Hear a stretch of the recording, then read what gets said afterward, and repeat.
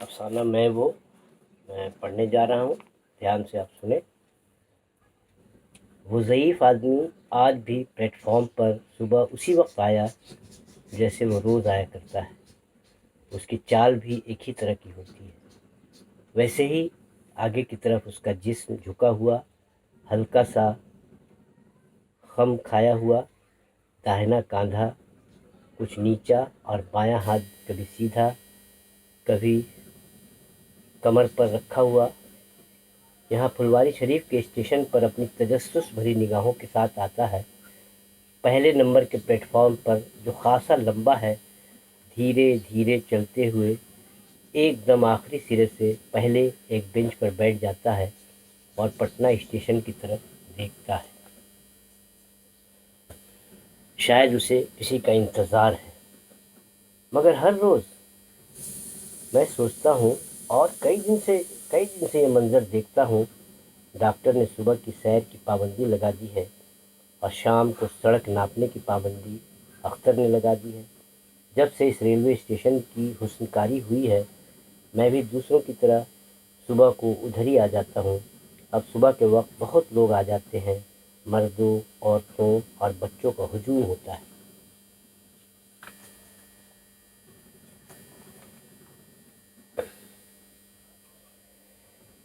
बहुत चहल पहल रहती है। पता नहीं ये ज़ईफ़ आदमी यहाँ कब से आता है। सुबह की सैर तो उसका मकसद नहीं मालूम होता, क्योंकि ये अगर उसी बेंच के उसी एक गोशे में बैठ जाता है, अपनी चप्पल से एक पाँव निकाल कर दूसरे पाँव के घुटने पर रख कर माथे का पसीना रुमाल से पोंछता है, फिर अपने किसी एक हाथ पर ठुड्डी लगाकर बड़े गंभीर और इंटेलेक्चुअल अंदाज में देखता है कहीं बहुत दूर।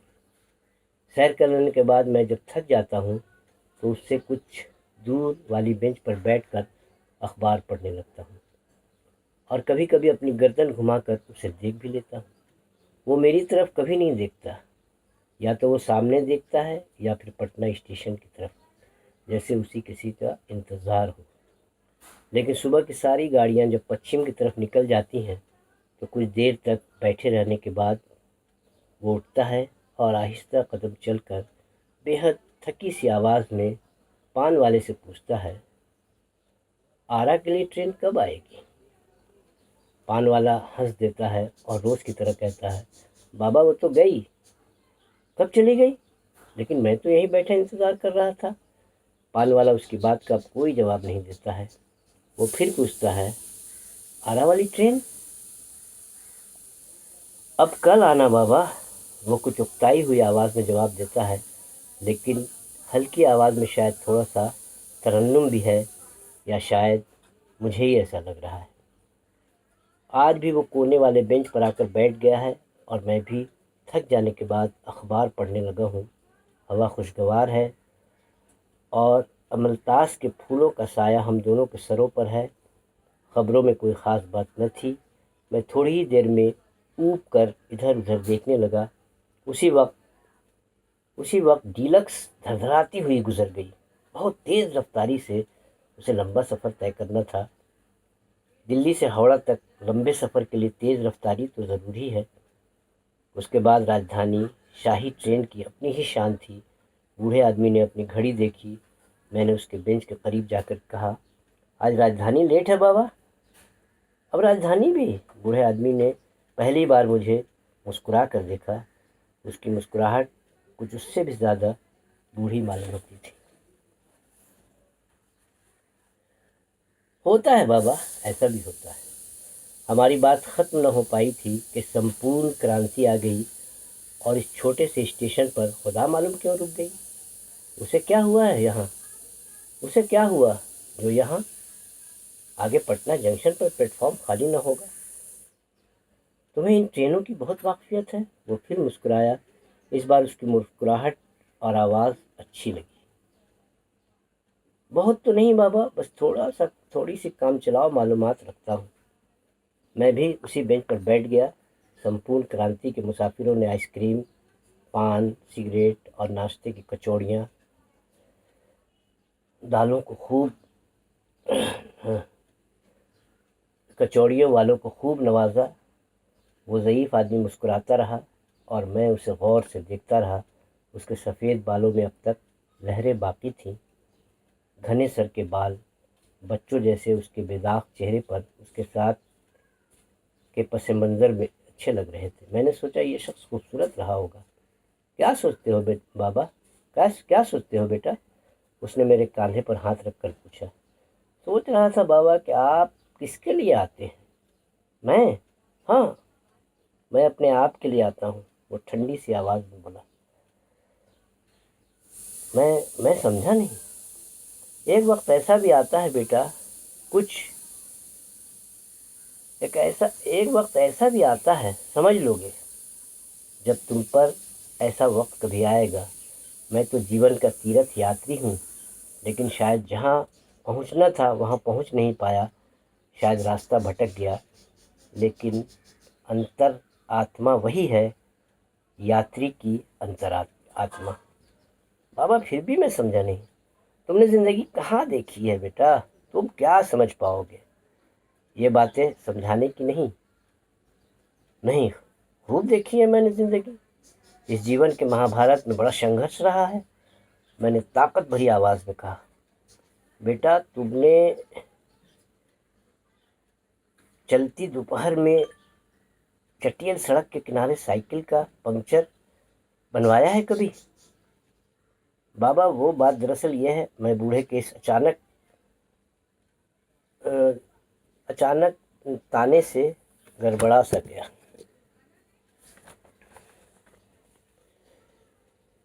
تو مجھ کو سمجھ ہی نہیں سکتے؟ تمہارے پاس کچھ چھوٹ جانے کی یادیں نہیں ہیں، بچھڑے ہوئے چہروں کی ریکھا میں تمہاری آنکھوں میں نہیں ہے، بچھڑے ہوئے چہروں کی ریکھائیں تمہاری آنکھوں میں نہیں ہیں۔ تم نے لالٹین کے شیشے کو راکھ سے صاف کر کے گرم تپتی ہوئی زمین پر جوٹ کا بورڈ بچھا کر بیٹھے ہوئے اور لیٹے ہوئے نیند کو نہ جاننے والی آنکھوں سے اسٹیٹ پر چکرورتی کے حساب نہیں لگائے ہیں۔ لالٹین کے ٹوٹے شیشے کو پرانے پوسٹ کارڈ چپکا کر جوڑنے کا کشٹ بھی نہیں جھیلا ہوگا۔ لمبی سانس لیتے ہوئے وہ بوڑھا لمحے بھر کو رکا۔ میں کچھ کہنے والا تھا کہ وہ پھر بولنے لگا۔ تم نے معصوم، بے غرض، بے ریا لوگوں کو نہیں دیکھا، بجلی آنے سے پہلے کی شانتی نہیں دیکھی، تم نے بیبی لوریم جلاوطنوں جیسی زندگی گزارتے ہو اور دل کی دنیا کے شرنارتھی ہو۔ بس اس کو کھانسی آ گئی، لیکن وہ اسی کھانسی میں بولتا گیا۔ تم نے آساب زدہ زندگیاں گزاری ہیں، تمہیں کیا پتا آدمی کیا ہوتا ہے، دور سے آنے والی ہواؤں کی خوشبو کیا ہوتی ہے، انتظار کیا ہوتا ہے۔ تمہیں تو محسوس کرنے اور گنگنانے کی فرصت بھی نہیں۔ دنیا سب کا خون پی جاتی ہے، میں نے کہنا چاہا، لیکن الفاظ میرے دل ہی میں رہ گئے۔ بیٹا ایسا تمہارے ساتھ کبھی ہوا ہے کہ پانی کوئی دوسرا پیے اور پیاس تمہاری مٹ جائے؟ نہیں، ایسا کبھی ہوتا بھی ہے کیا؟ میں نے کچھ چلا کر پوچھا۔ نہ سمجھ پاؤ گے ابھی۔ ہم دونوں کچھ دیر کے لیے چپ ہو گئے، پھر میں نے ہمت کر کے پوچھ لیا، آپ کون ہیں بابا؟ بوڑھے کی پیشانی پھر تھکن آلود ہو گئی۔ وہ عہد و پیمان کے جزیرے جہاں محبت کی فصلیں اگتی تھی تمہارے لائے ہوئے زہر کے سمندر میں ڈوب گئے۔ اب تم مجھ سے پوچھتے ہو کہ میں کون ہوں؟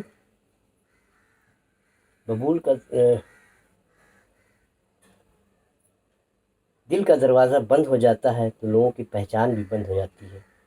کس قدر جھکی اور چڑچڑا ہے یہ بوڑھا، میں نے دل میں کہا اور چپ رہا، لیکن چلنے سے پہلے ہمت کر کے میں نے پوچھ ہی لیا، بابا آپ کرتے کیا ہو؟ میرا کیا پوچھتے ہو؟ خوش ہوں کہ دوسرے خوش ہیں، بھیڑ میں تنہا، پہلے تماشا دیکھتا تھا اب خود تماشا ہوں۔ بلورے شیشے میں مقید مچھلی دیکھی ہے تم نے؟ جی ہاں، وہ مچھلی وہ مچھلی کھاتی پیتی ہے، ہر وقت تیرتی پھرتی ہے، سب اسے دیکھ کر خوش ہوتے ہیں، لیکن مچھلی تو شیشے کی دیوار کے اندر ہے، اسے بھلا کچھ نظر آتا ہوگا؟ اپنے کمرے کی راکنگ چیئر پر میں تھکا ہوا مقید کچھ کر گزرنے کی خواہش پر اب کچھ نہ کرنے کی خواہش چھا گئی ہے۔ وہاں بیٹھا بیٹھا چپ چاپ جتنی دنیا دکھائی دیتی ہے دیکھتا ہوں اور سوچتا ہوں اب موت نہیں، زندگی مایوس کرتی ہے۔ وہ اٹھ کر آہستہ قدم چلنے لگا، وہ میرے ساتھ یا میں ہی اس کے ساتھ چلتا چلا گیا، یہاں تک کہ ہمارے سائے ایک ہو گئے۔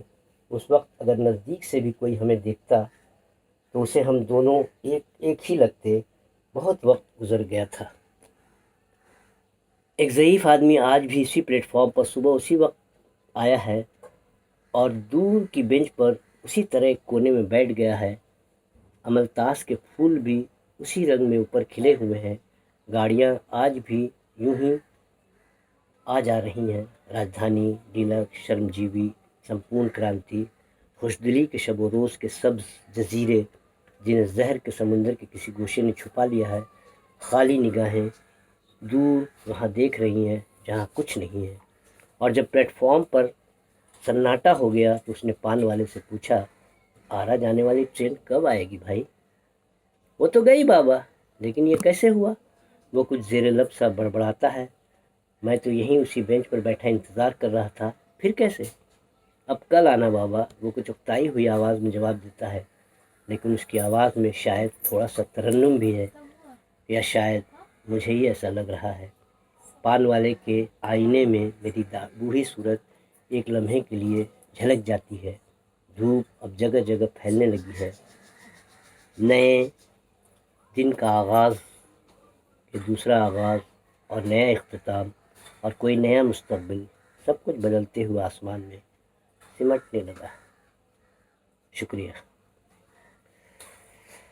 یہ افسانہ ختم ہوا، اب میں افسانے پر ہم لوگ گفتگو کریں گے، سوال جواب کریں گے اور کوشش کریں گے کہ افسانہ کس طرح کا ہے، آپ کی سمجھ میں آیا یا نہیں، میں سمجھانے کی بھی کوشش کروں گا۔ تب تک کے لیے اجازت، شکریہ۔